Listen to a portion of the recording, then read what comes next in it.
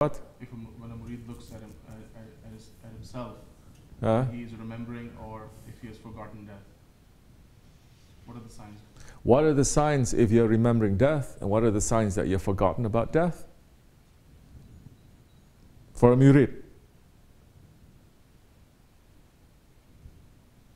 For a murid, it is forbidden to forget about your death. How many times we're saying, you go to sleep remembering death. Death is under your pillow. And you wake up to know that your death is standing up right at you. For a murid, everything is going to remind you of death. You wake up from your bed to know, Ya Rabbi, thank you for giving me life. You're not remembering death? Yeah. When you wake up in ghaflat, when you wake up like a robot, when you wake up with your desires and your nafs running after this world, I have to wake up because I have to use the toilet.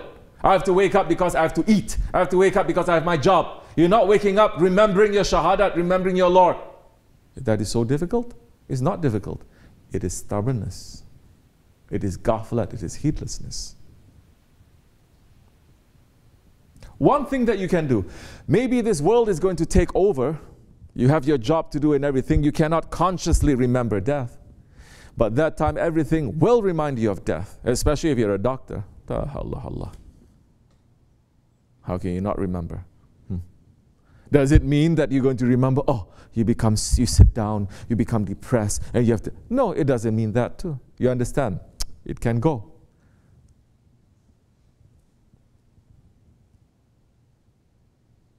Everybody keeps up with the news. The news is not reminding us of death. Every day is reminding us of not 1 or 2 thousands dying every day. That is an open sign. It's not a sign, it's a book. What makes a man not to look at that and to remember death? What makes it? Something to think about. Are you looking at that and say, Astaghfirullah, Ya Rabbi, please don't let me be tested by that. Don't let me to pass like that. Are you taking that and then you're remembering your Allah? Not to look at the death and say, oh, I hope it doesn't happen to me. Oh, no, definitely it's not going to happen to me. No. Are you remembering Allah? Allah is powerful. It can happen to me. Astaghfirullah, please. You're thinking of that. You're seeing everything. The news is filled with that. You're going to sleep. Before you go to sleep in this way, what do? You make 2 sajda shukr. Not just to say shukr to Allah, but promising Allah, if it is good for me, take my life before I wake up. If it is good for me, give my life back so I can become a better servant to you. This is 2 bookends, capping the beginning of the day and the end of the day. Throughout the day itself, what is making a man not to remember death? Not to remember that he's going to pass. It is not as if people here are sunk in the pleasures. They're not really sunk in pleasures. I'm looking at so many people, they're miserable. They're not happy with anything. You say, okay, you're not happy with sohbat, you're not happy with zikr, you're not happy with worship, at least be happy with something. Be happy. No, I see so many people, they're miserable. Shaitan tricked them 10 times over. Because at least if you're happy with something, especially if you're a believer, that happiness turns to shukr. But they're teaching, no, you cannot be happy with anything because that means that you are too in love with the dunya. No, you have to give shukr. You must be happy. Whatever that rahmat that Allah has shown you, you must be happy. And that happiness must come out. People in front of you, they're very miserable. Behind me, they're so happy. Nice. Huh?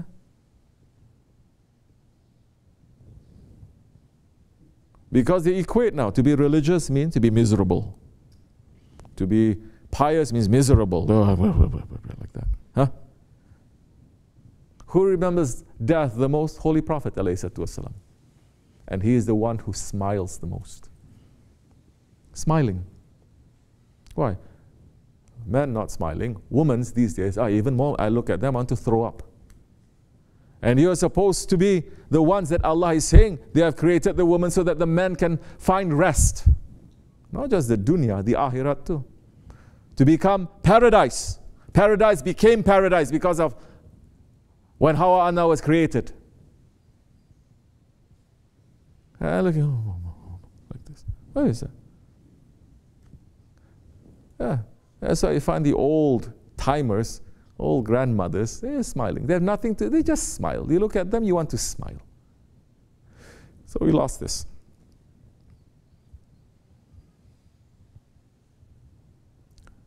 So you're looking at you don't have to go out of your way to remind yourself of death. It is all around us. Everybody reads the news. That is enough. Don't look at the trees or don't look at the seasons. No need to look at the passing of the sun going up and down. That's too difficult for Akhir Zaman people. Too difficult. You have to spell everything out for them if they want to read. Most they don't want to read. Why is that? Because you are not close to your Lord. You're not conversing with your Lord. You're not speaking to your Lord. You're not remembering Him. You don't remember Him when good things are happening to you. You don't remember Him when bad things are happening to you. People are running to memorize Quran, but they don't talk to their Lord. People are running to memorize du'as, but every dua is a conversation between the Prophet and Allah. What is your conversation with your Lord? Then, that time if you're sincere, you say, okay, my conversation, my dua with my Lord, what am I always asking Him? Oh, it's just asking. It's just, then you're going to say, oh, it's always about this dunya. It's always about this. I'm always complaining. How it is? And our Lord is doing everything to make us to be pleased, and we're always complaining.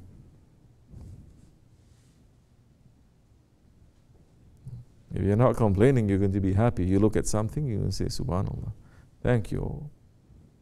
You're going to find every reason now. Yes, in the fire, you're going to find a reason to look at the garden. You understand? These days, of course, if you are young, as Shaykh Efendi would say, it's understandable people who are young not to remember death so much. It hasn't become a reality. But he's saying for years, I've seen old people, both feet they're inside the grave, and still they want birthday cake with candles. Now we have to look, what can deaden our hearts? Because one thing in Islam now, among the Muslims, they take away the fear of Allah. We become like Christians. Everyone talking about love, love, love, love, love, love, love. There's no more fear of Allah. Fear, oh, that's extreme. Oh, fear, that's Wahhabi. Since when? Look at Prophet ﷺ, how he feared his Lord. You're going to say that he's Wahhabi? Look at Hazrat Abu Bakr, Usman, Hazrat Ali, Hazrat Umar, Hazrat Abu Bakr. These are the people that they would, astaghfirullah, they're not people. These are the most beloved ones of Allah, that when they recite ayats describing the punishment of the grave, when they are praying, they would pass out. They would faint from the fear of Allah. Okay, we cannot do that. Don't try to pretend. Now, I'm going to see now someone pray, oh, they're passing out. Well, I fear Allah. No, no, no, no, no, no. Doesn't work like that. There is a sincere fear, and there's a fear that you put on. How do we fear Allah? How do we fear the punishment of Allah? Yes, it is real. How do we fear that we're going to make Allah to be upset with us, to be angry with us? This is another thing. Because they're pulling us away and say, don't worry about that. Allah, don't judge. Allah is not going to judge you. He's just going to forgive you. So you take away what? You take away the fear that you have from the Sultan. You take away the fear that you have from the Prophet ﷺ. Yes. Every time talk about Prophet, oh, love, love, love, love, love. Is this everything that the holy companions of the Holy Prophet, they feel to the Prophet ﷺ? When he was washing them up, they couldn't even look at his face. Did they open that hadith? Only in tariqats they would do, but only in certain tariqats. Now they just say ashq, ashq, ashq, ashq, ashq.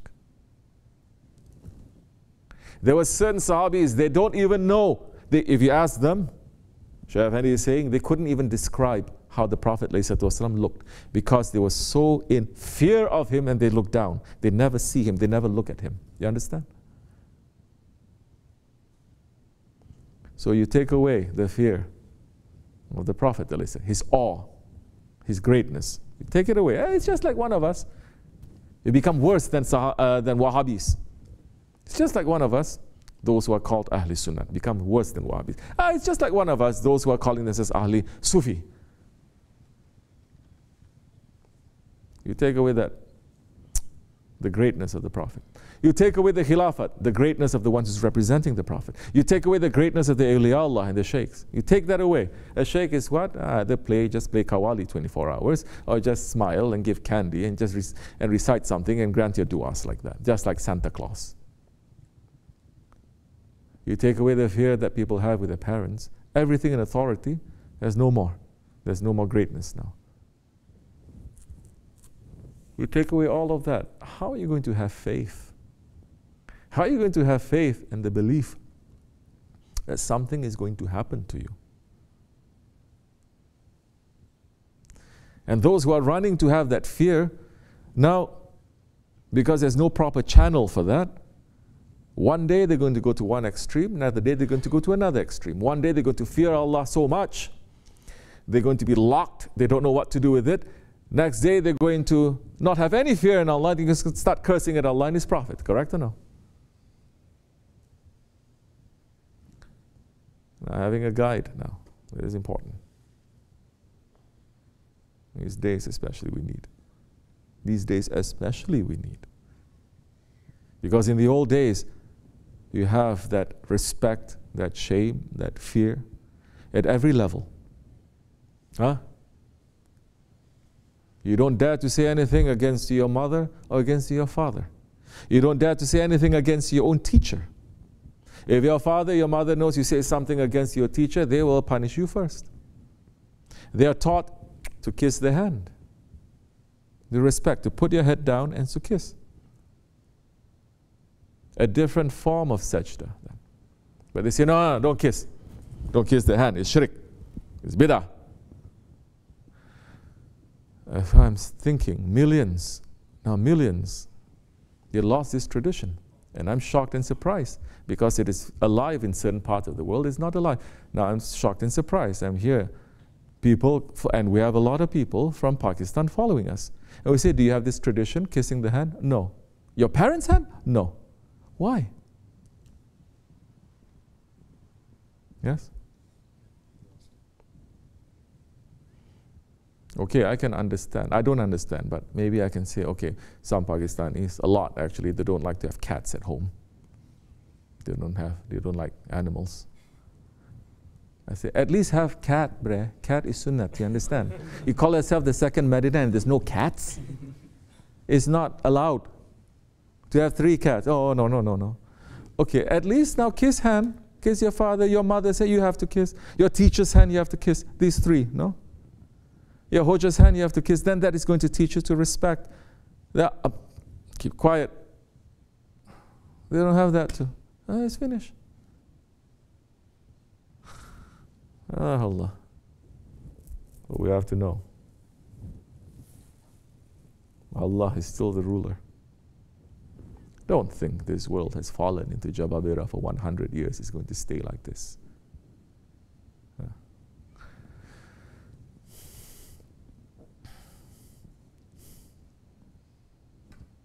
So, ask yourself, if today I die, what's going to happen to me? If angel of death, this is not academic exercise. You're driving on the road, everyone fears, oh, no, I hope I don't think of accident. Don't. But sometimes it comes to you, what if? How are you going to use it? May Allah protect me. Yes, but how are you going to use it? You may say that. That is reminding you also, no? You see things happening. What if it happens? Now, instead of using that as a fear, as an anxiety, as something that gives you depression, turn it around to say that is you reminding yourself to remind yourself of Allah. And then say, Ya Rabbi, please, don't make me to go through that. I cannot carry it. But if you're making me to go through that, make sure, please, I'm asking you to give me faith to be able to carry that. Then you turn it around.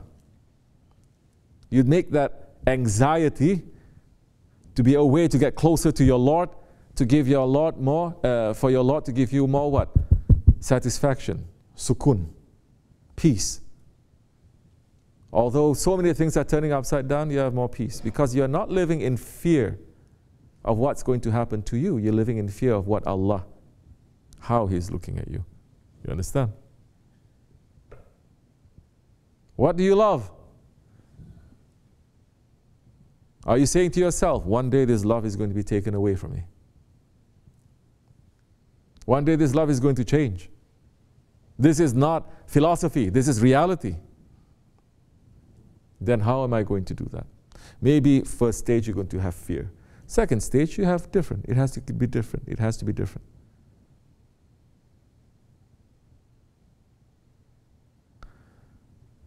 Look at your pleasures now and say, this is going to go to. So now you're balancing yourself. You're not going to get drunk in that. You understand? You're going to look with, is good, but with some suspicion of that too. You may have, because to be drunk in that is a very bad thing for believers, for murids. Then you realize, oh, I cannot even take a break, really. That's okay. Because this world is not, we are not here to take a break. This world is test. And if you're saying, oh, I go to a holiday, I go to this, I cannot even take a break, then say shukr, because Allah did not put you in a complete ghaflat. Especially now that we are here. Say that, it's okay, it's normal. That is just a zakat for some ease that is happening to us. And that time difficulties come to you, you're not going to, your heart is not going to be locked up, you're not going to be fear, you're not, because you run immediately to your Allah and you know what to do. Yes, that time you're going to check your heart first. You're going to check your heart. Why is my heart racing like this? Why is it out of control like this? We haven't even moved to tafakkur. Sitting down and saying, what are the most things that you fear that's going to happen to you? Sit and go through it. And then check yourself. Where is my faith now? Where is my faith? Where is my faith? Where is my faith? And then step by step ask to fix it.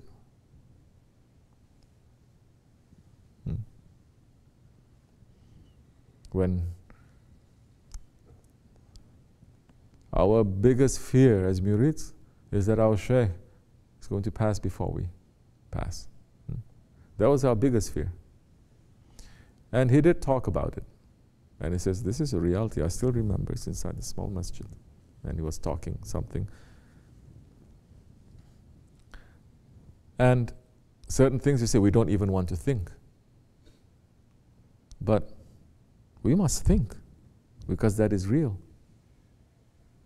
Oh, I don't even want to think things like that is going to happen to my parents or my children or this. But things like that happen to other people all the time, their parents and their children. You're not taking that fear and saying, no, it's not going to happen. You're taking that and you're asking your Allah. Then slowly, that will make your faith to become strong. Then slowly, it's not going to affect you so much. Then you're going to say, okay, I've already prepared for this. I thought about this. I asked for help. Now, when the situation comes, I know what to do. I'm not going to be stuck. Understand? Yeah. Wa min Allahu tawfiq. May Allah forgive me and bless you, inshallah. Hurmatil Habib, Hurmatil Fatiha.